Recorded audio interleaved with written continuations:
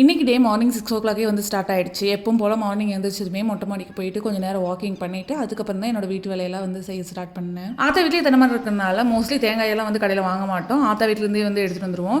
இந்த எட்டுக்கு வீட்டு தேங்காய் வந்து சுத்தமாக காலி ஆகிடுச்சு. சரி போய் ஆத்தாவையும் பார்த்துட்டு அப்படியே தேங்காயெல்லாம் எடுத்துகிட்டு வந்துடலாம்னு சொல்லிட்டு தான் ஆத்தா வீட்டுக்கு போயிருந்தேன். நான் வரது எப்படி தான் இவங்க 2 பேர்த்துக்கும் தெரியும்னு எனக்கு தெரியலைங்க. என்னோட வண்டி சவுண்டு கேட்டாலே 2 பேர் என்னை வரவேற்கிறதுக்கு ஓடி வந்துருவாங்க. இவங்க 2 பேர்த்து கூட கொஞ்சம் நேரம் விளையாடிட்டு அப்படியே டைம் ஸ்பெண்ட் பண்ணிவிட்டு எங்கள் ஆட்டுக்குட்டிகளெல்லாம் போய் பார்த்துட்டு அதுக்கப்புறம் வீட்டுக்கு தேவையான பொருளெல்லாம் வந்து எடுக்க ஸ்டார்ட் பண்ணிட்டேன். தேங்காய் மட்டும் தான் எடுத்துகிட்டு வந்தேன். ஆனால் ஆத்தா வந்து கருவேப்பிலையும் பச்சை மிளகாயும் நிறைய இருக்குது எடுத்துகிட்டு போன்னு சொன்னாங்க. ஸோ அதெல்லாம் வந்து பொரிக்க ஸ்டார்ட் பண்ணிட்டேன். ரீசெண்டாக ஆத்தா வந்து கத்திரிக்காய் நாற்று நிறையா வாங்கி நட்டு வச்சுருந்தாங்க. அதுலலாம் இப்போ தான் கொஞ்சம் கொஞ்சமாக வந்து பூ பூத்துருக்கு.